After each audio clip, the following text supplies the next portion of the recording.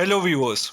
Today we're gonna discuss about de-radicalization as a counter-terrorism strategy, in which we will discuss about what led the governments around the world to change their strategy towards countering terrorism, and we will also discuss about de-radicalization program of Indian states.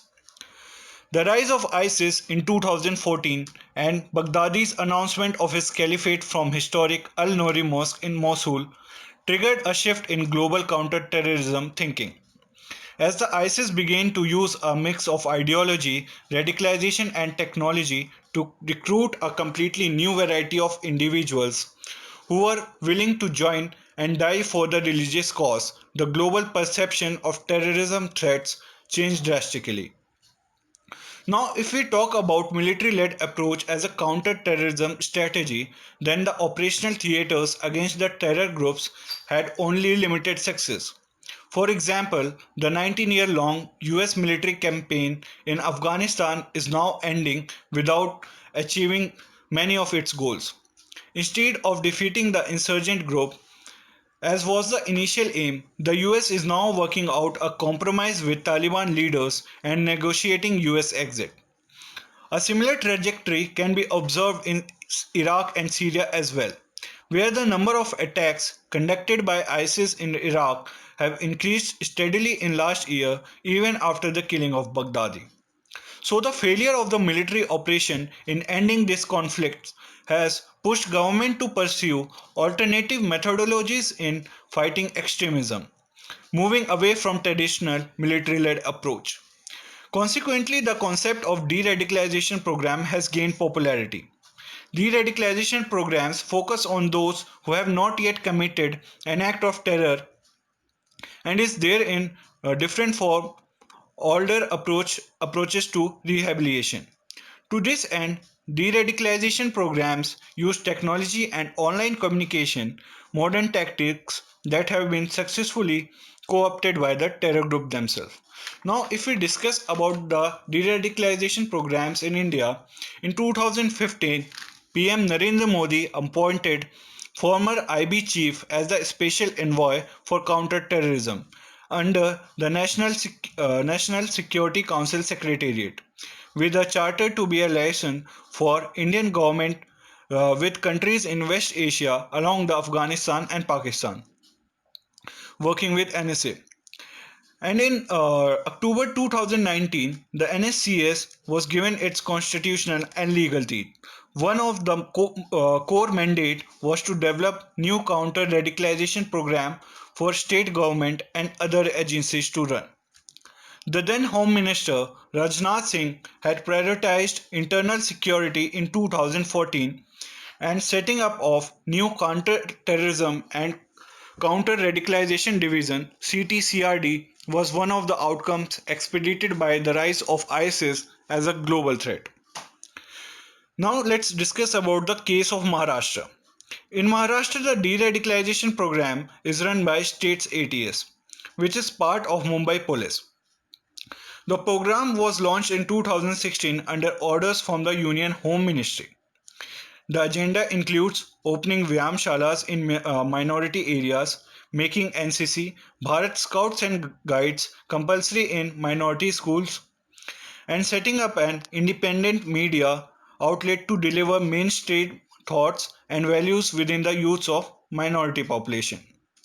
Teaching values of democracy and the demerits of dictatorship was also added. In 2019, the Indian Express carried a four-part series on the de-radicalization program in Maharashtra, in which ATS claimed that 114 men and 6 women had been reintegrated through the program after being wooed by the ISIS. The ATS also claimed to have counseled 200 others. The period of outreach with a candidate is 5 years, with minimum benchmark being 4 weeks. The final tier of program deals with financial stability with offers of skill development courses, small loans, and help in basic business.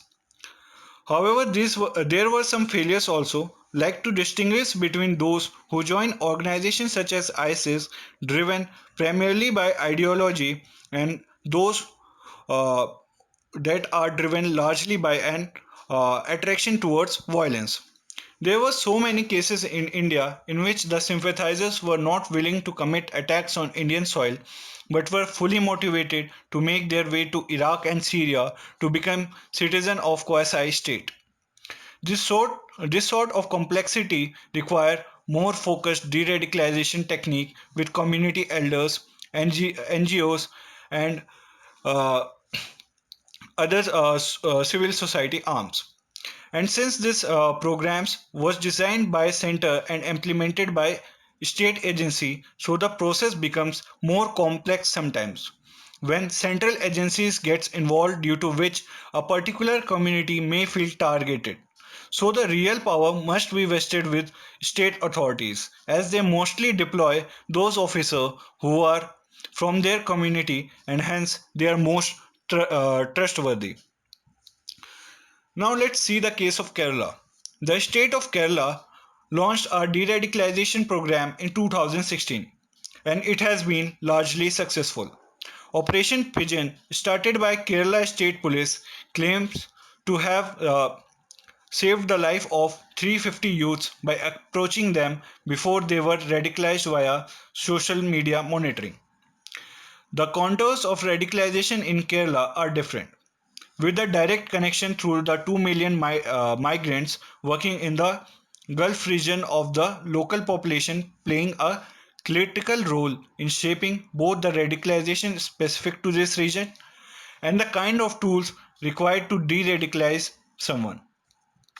Since Operation Pigeon was aimed at preventing youngsters from falling prey to the propaganda of organizations such as ISIS, Indian Mujahideen, and Lashkar-e-Taiba, while under the terrorism umbrella, they can be seen as the same, but in terms of ideology, they are very different, as they have many ideological disagreement among them.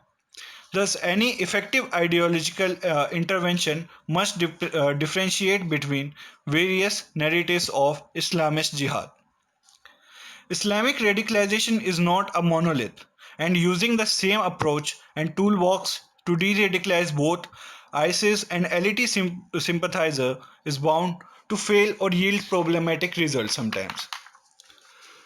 So the de-radicalization and counter-terrorism are distinct topics, and in India, which has faced cross-border terrorism and witnessed terror attacks in major cities, it is crucial that de-radicalization program be designed for efficacy and success. The program must be built, run and strengthened according to India's societal, cultural and security context and sensibilities, involving multiple stakeholders and cohesive, transparent approach. Thank you.